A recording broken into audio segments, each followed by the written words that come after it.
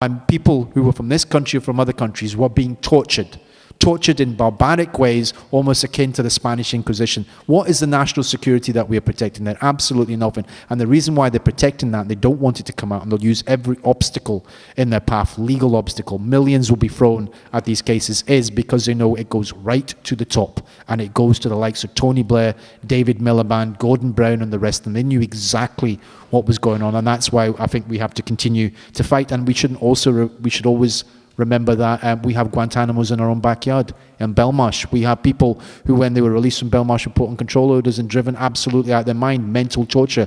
We have young men who are being prosecuted in this country for thought crime, and that is still going on in this country. And whilst the JCI today said there'll be a review of terror legislation, it's ordinary people that are going to have to fight in the coming legislation, saying that we want a review absolutely of every terror legislation that's been passed in this country since 9/11.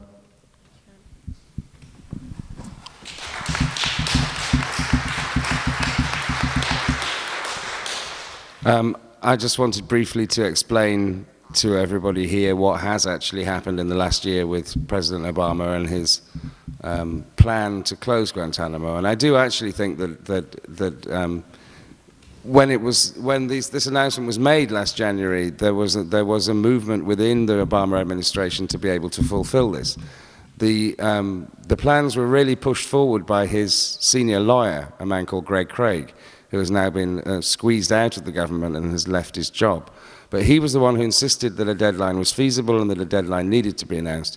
Crucially, one of the things that he was doing last spring was he was making plans to bring 2 cleared prisoners, Uyghurs, they're Muslims from China's Xinjiang province, to live in the United States, the ultimate heresy, America accepting responsibility for its own mistakes and bringing cleared prisoners to live in the US. At that time, Obama was getting a lot of flack from Republicans who had realized that at that point that they could play on the Dick Cheney national security fears, and they were stoking up endless opposition.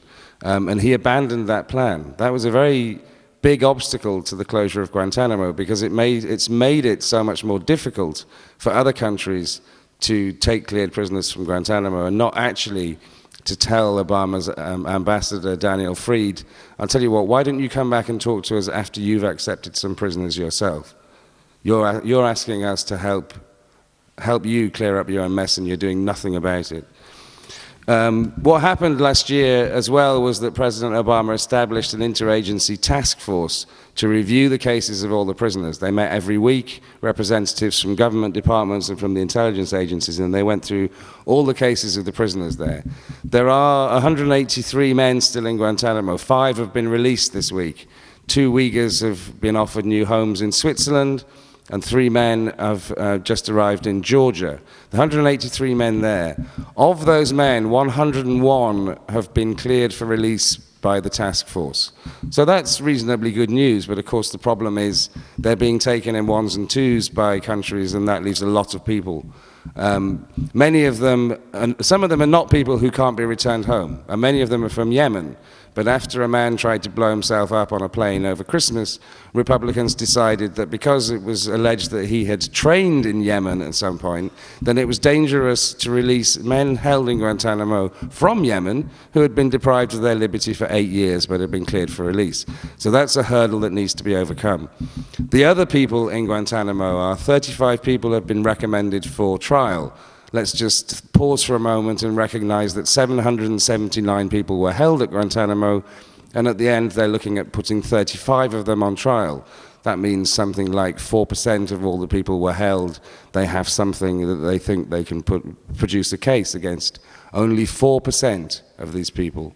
To me, that's really a kind of abundant proof of the colossal errors that were made in the rounding up of people for Guantanamo.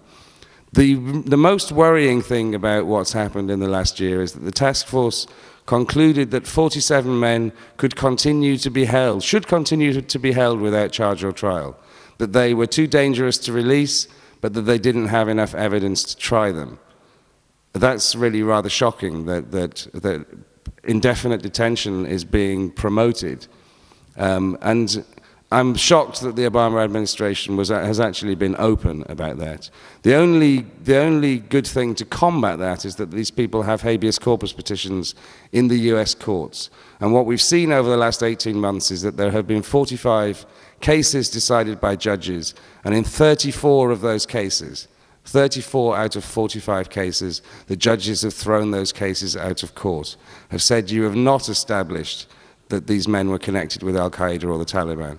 And they have, you know, this is an objective group of judges. It's a pretty, you know, heavy-duty pronouncements that they've been making.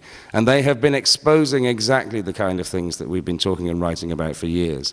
That what purports to be evidence is actually false information that was produced by fellow prisoners or by the prisoners themselves when they were being tortured, when they were being interrogated under duress in other circumstances, or in some cases from prisoners who were bribed, they were offered better conditions, in other cases from prisoners who very clearly had serious mental health issues, were exploited by interrogators. The judges have been demolishing the supposed cases that the government has against these prisoners, and that's ongoing. But it's, you know, it's still a long process. It's very sad that we didn't manage to hit that one-year deadline and that President Obama didn't act as decisively as he could have done.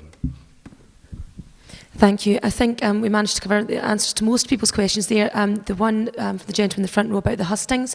I know, for example, Stop the War and other organisations are going to be organising hustings in the elections, looking at the whole issue of Afghanistan, the war that's continuing there, also what we're hearing about the fact that they're still imprisoning people, they're fortifying these prisons, and of course the human rights aspects in Guantanamo Bay would come into that too, so there will be events like that coming up.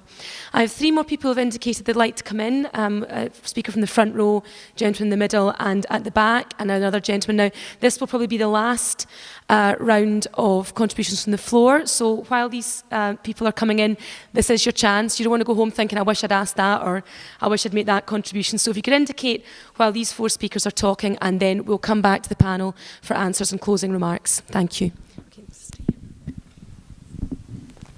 Thanks.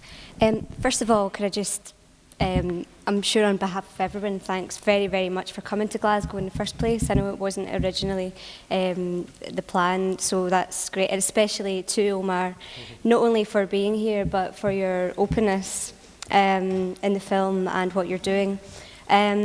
Essentially, things I was going to say anyway, I have been picked up on, especially Aamer quite rightly bringing up the issue of so-called national security. This is as much more a statement than a question, I suppose. Is it not, thanks, is it not more really the case that this is, this scandal is whitewash of the most ridiculous proportions to literally cover up immense embarrassment on behalf of our government, first of all. Sorry, I was really distracted by you writing my name there. Like what? Yes, with regard to, as Andy, I know especially is aware, you've been writing about it, just in the last week or so, the admission essentially of war crimes. Dick Cheney himself and Karl Rove very recently, once again, kind of reaffirmed their position on torture. And how not only do they support it, they encourage it, but contradicting many other things, you know, that have been covered as well. Essentially, I suppose my question is, while the powerful have the power to block and deny, to redefine laws, and torture itself, which is ridiculous, how likely, I know there are processes ongoing at the moment, but how likely is it, and this may be an impossible question, I do apologise, how likely is it that they will be brought to justice? Because these are war crimes, these are crimes against humanity, and if it was anyone else, there is no law in the land, there's nowhere that would not be prosecuting these things. Really, it's maybe an impossible question, but that's my main issue at the moment. Thank you.